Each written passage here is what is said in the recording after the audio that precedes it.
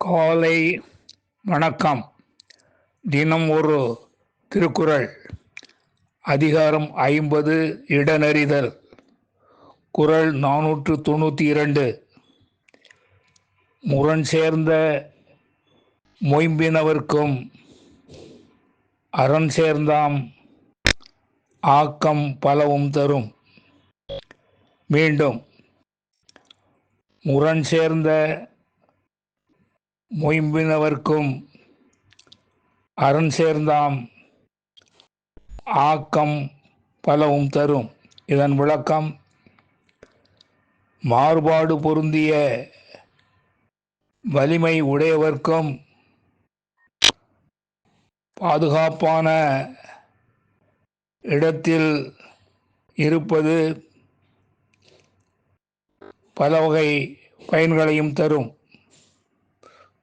மீண்டும், மாறுபாடு பொருந்திய வலிமை உடையவர்க்கும் பாதுகாப்பான இடத்தில் இருப்பது பல வகை பயன்களையும் தரும். நன்றி, வணக்கம் கூறி உங்களிடமிருந்து விடைபெறுவது தேரெழுந்தூர் கோசகன் என்கிற டிவி நாராயணன், சென்னை.